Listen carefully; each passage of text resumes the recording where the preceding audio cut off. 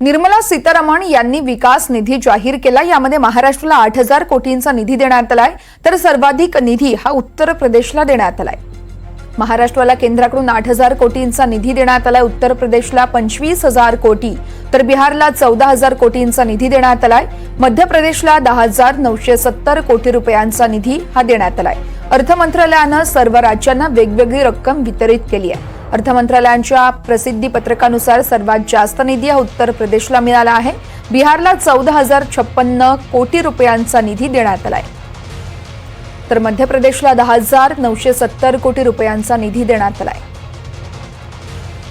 महाराष्ट्राला 8,000 कोटी रुपयांचा निधी हा जाहीर करण्यात आलाय। उत्तर प्रदेशला सर्वाधिक अर्थातच 25,069 कोटींचा निधी हा मंजूर करण्यात आलाय।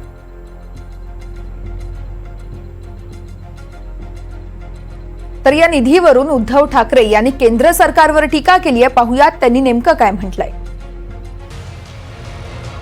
केंद्र सरकारला सर्वाधिक कर महाराष्ट्रातून मिळतोय। महाराष्ट्रातून मिळणाऱ्या या पैशांतूनच केंद्राची तिजोरी भरली जात असते, परंतु पंतप्रधान मोदींचा महाराष्ट्र विषय आधीपासूनच आकस असल्याचं वेळोवेळी स्पष्ट झालेलं आहे आणि ते दिसलं देखील, असं उद्धव ठाकरे म्हणतात। केंद्राकडून वेगवेगळ्या राज्यांना देण्यात येणाऱ्या विकास निधीत यावेळेस देखील महाराष्ट्रावरती अन्याय करण्यात आलेला असल्याचं उद्धव ठाकरेंनी म्हटलंय।